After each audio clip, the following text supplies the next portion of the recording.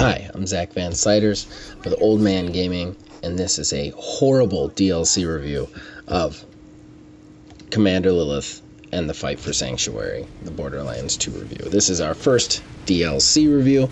I was actually going to take this week off because of E3 and, laziness, but I could not resist doing a review for this DLC for a game that's 10 years old that just popped up out of nowhere.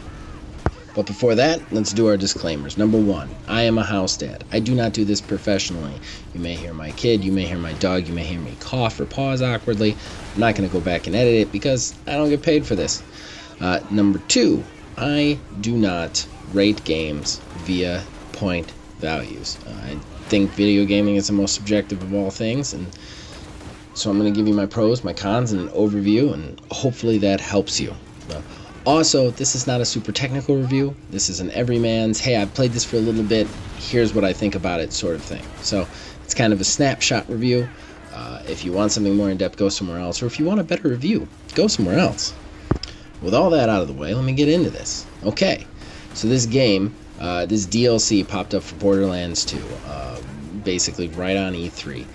And it is very obviously to bridge the gap between the last DLC stuff that came out for Borderlands 2 and Borderlands 3.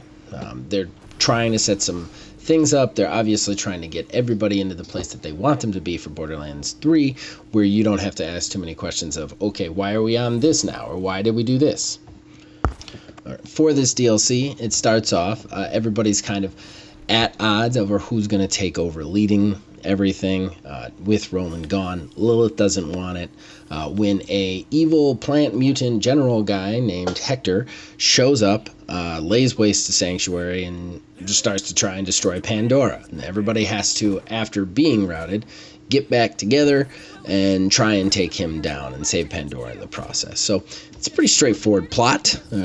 Not a whole lot of meat on that bone. What is fun is it's nice to see the Borderlands humor definitely makes a comeback right off the bat. Now, I only played this for 2 hours, but I was giggling through most of it, especially if you're a Borderlands lore guy. But, this is for the pros. Sorry. Getting ahead of myself. Some things you should know. There are some new areas. There's also some new bad guys, obviously the plant mutations, which come with basically all the old bad guys, but now they're also plant mutated. There's also still plenty of bandits to fight, as well as some new soldier dudes working for Hector.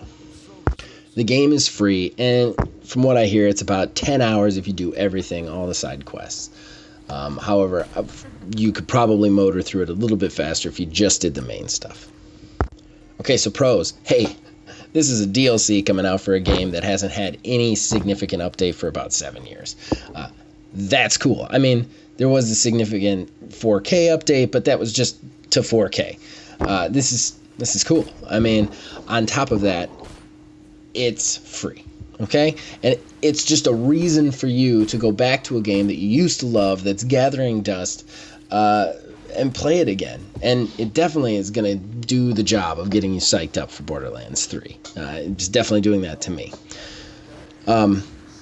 It's 10 hours of new content with the side missions, and it does have a host of new challenges. I will say I went into this with a 40th level character. Most of the bad guys are keyed to about starting at like 36 or 37, and I actually had a hard time. So don't get me wrong, I'm no OP8 player or anything like that, but I think it's a pretty heavy challenge as far as the DLC goes. It's nothing to scoff at anyway. I mean, I think I'll get through it okay, but I've already died a couple of times, which is nice. I can't state enough how this doesn't just feel like they slapped a coat of paint on something else and threw it at you just to, get you hyped for Borderlands 3. This is definitely a full-fledged DLC, which I really like about that. And again, people have already stated some unhappiness at the length of it, but it's free. For a game that hasn't had a significant update in 6 years, who cares how long it is? They could have just put some together like a silly arena mission or just a crap mission here and just thrown it at you just like a dog and bone sort of situation, but they didn't. They definitely put some work into this and some thought into it, and I am very happy about that. Another pro that I'm all on board for is the lore of this game is deep. They actually bring in some of the tales from the Borderlands characters, which it's really awesome to actually work for them and get to participate in actual shooter stories with them. And that just excited me the minute I saw that it was happening. Okay, so in fairness, I gotta do cons. Although I gotta say, I don't feel like there's a lot of cons in this one, and any cons that I'm about to give are a little bit nitpicky, but it's my job to give cons. Actually, it's not my job. I just decided I have to. So, I gotta get nitpicky. My big nitpick is the new type of bad guy, the plant-infected creatures. They turned up their resistance to everything other than fire, and then they turned up their weakness to fire. So, this causes a little bit of a balancing issue for me. If you're shooting them with anything other than fire, it's a non-starter if you're leveled around their level.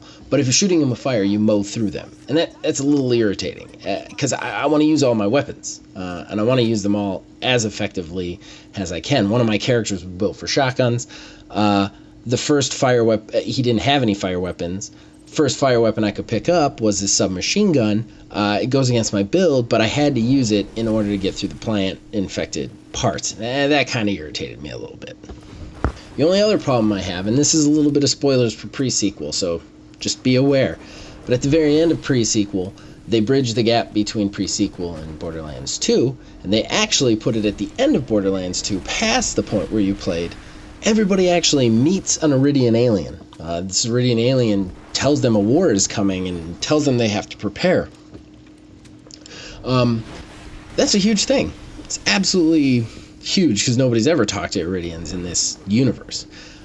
However, when we start this game up, and from what I understand, we are past that point, there is no mention of this. There's no mention of the alien. There's no mention of them discussing it.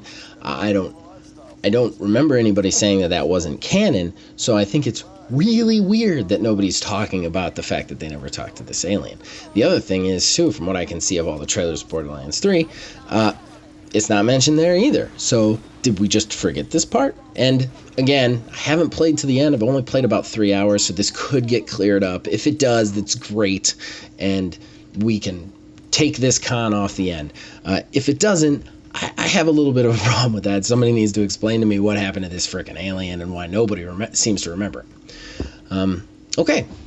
So with those little nitpicks going and those little pros going, I hope this helped you. And again, if I didn't, I apologize, but this is a horrible review. I only do these because people actually watch them, and I still have not figured out why you guys are actually watching this. But if you did watch it, thank you. And again, I hope I was of some help. So you have a good day, and happy vault hunting.